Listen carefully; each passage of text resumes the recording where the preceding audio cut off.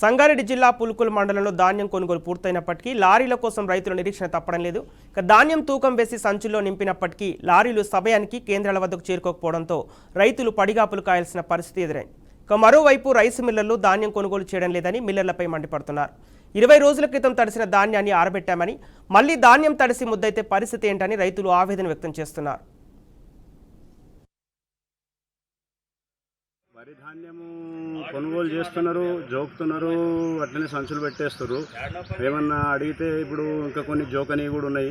20 రోజుల క్రితం తెచ్చినాము, 10 రోజుల క్రితమే మ్యాచర్కి వచ్చినాయి.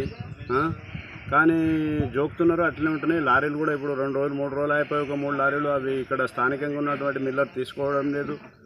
ఆ లారీలు పోయినాయి, అవి ఇంకా 2 రోజుల తర్వాత ఖాళీ అవుతాయంట. ఇప్పుడు ఇంకా 2 రోజుల దాకా కూడా రావంటారు. లారీల కొరత కూడా చాలా ఉంటున్నది.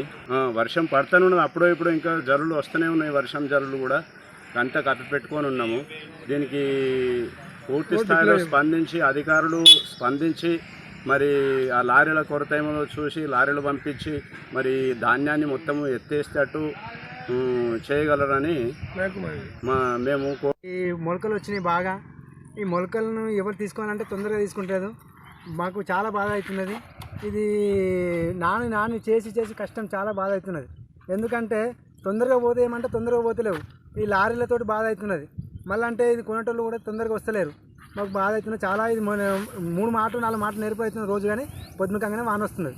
వాన వచ్చి మొత్తం రోజు వర్షం వలన మాకు నూకడానికి ఈ కాగితాల ఖర్చు దీంతో చాలా బాధ అవుతున్నది. తొందరగా మరి అయ్యేటట్టు చూడండి సార్.